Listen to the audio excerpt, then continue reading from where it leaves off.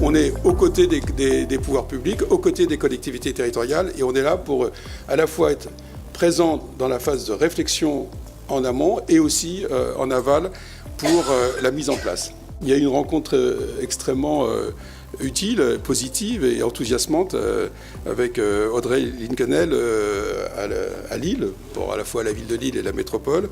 Et quelque part, ce qu'on peut dire, c'est que, là on va le dire aussi avec beaucoup de modestie, mais le premier OFS de France, on pense que bien évidemment c'est de la responsabilité totale des élus, je me permets de vous le dire, mais on pense que modestement on joue notre rôle à vos côtés pour essayer que cette démarche un peu singulière, un peu compliquée, dont on espère qu'elle va se développer, on puisse effectivement vous accompagner.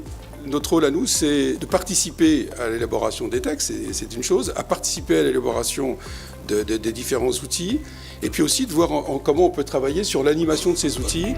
On a commencé à réfléchir à comment on peut se sortir de cette difficulté, de cette double difficulté que je viens de décrire, c'est-à-dire réduire les coûts et rendre plus pérenne finalement la mise publique. Et c'est comme ça que, dans l'intervalle, ayant été élu député et rapporteur de la loi ALUR, on en est arrivé à réfléchir à la dissociation du foncier et du bâti et à proposer dans la loi ALUR un amendement pour créer donc, ce qu'on a appelé des organismes fonciers solidaires. Nous sommes arrivés, après beaucoup de réflexion et de travail, à proposer dans la loi Macron le bail réel solidaire, qui est donc celui qui permet très concrètement de faire le lien entre le foncier et l'immobilier. Les spécialistes nous disent que le prix du foncier il augmente 3 fois plus vite que le prix de la construction elle-même. Comment on peut faire de la minoration foncière? Je vois dans cette question de la dissociation des éléments, des indices en quelque sorte plus favorables qu'ils n'étaient par le passé. Les nouvelles générations, je crois, sont moins attachées à la propriété que les précédentes. Elles sont plus attachées à un droit d'usage dans le temps. Les notaires, dont certains sont présents ici, constatent, je crois, de tels phénomènes auprès de leurs clients qui préconisent, certains notaires en tout cas, d'identifier de nouvelles techniques juridiques et financières, comme par exemple la dissociation donc, du foncier et du bâti. Du côté du ministère du Logement, comment nous, effectivement, les grands enjeux qu'on voit autour de ces outils et l'intérêt, comment on le construit dans le panorama des différents outils logement, des produits logement, si je puis dire, qui existent. Donc effectivement, pour nous, il y a 3 grands enjeux autour de cet outil.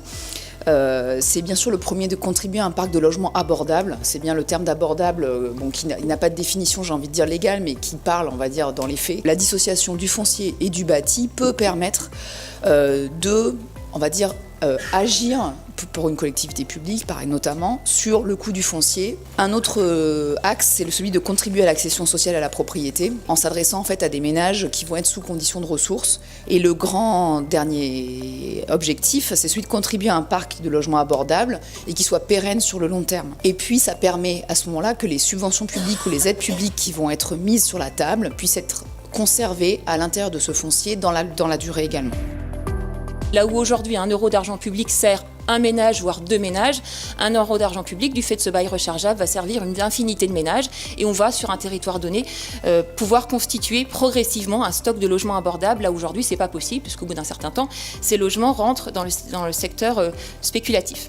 Et c'est aussi un modèle protecteur, à la fois par rapport à ce que vient de dire Sabine Baillarguet, puisqu'il y a un peu cette option de rachat qui est apportée par l'OFS du fait de la spécificité du mode d'accession que représente le bail réel solidaire, et puis aussi au travers du rôle de l'organisme de foncier solidaire. Dans la durée, on aura un tiers institutionnel présent dans la régulation des ventes, puisqu'il va agréer les ventes, non seulement le respect des prix et des plafonds de revenus, mais aussi s'assurer de la capacité financière des ménages effectifs à accéder à la propriété, mais aussi interdire le statut de propriétaire bailleur.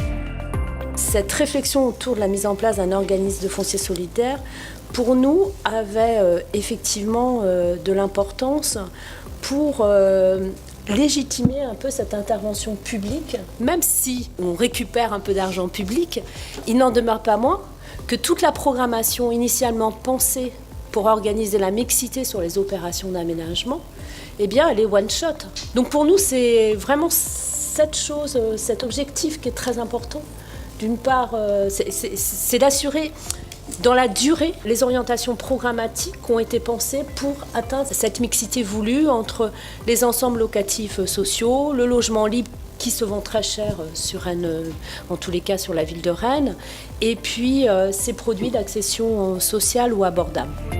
Ce n'est pas la notion de plus-value qui nous a d'abord, intéressés, c'est plutôt l'autre problématique est de dire on est sur un territoire qui est très tendu, où le foncier est très rare, très cher.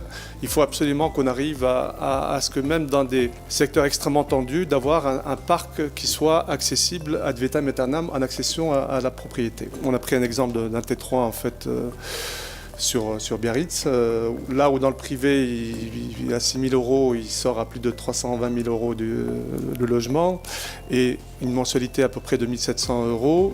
Lorsqu'on passe sous OFS et BRS, le prix de vente est à moitié prix, donc 160 000 €. Et le loyer, quand on fait le cumul entre la part mensualité d'emprunt et redevance, on arrive à 850 €, donc pratiquement la moitié d'un loyer. Donc on s'est dit qu'à partir du moment où il n'y a pas d'offre suffisante en accession sociale sur Biarritz, on en a longuement discuté également avec notre équipe commerciale, on intéressera forcément du monde. C'est pour cette raison que la ville de Biarritz nous a retenus pour un projet d'une 40aine de logements sous OFS.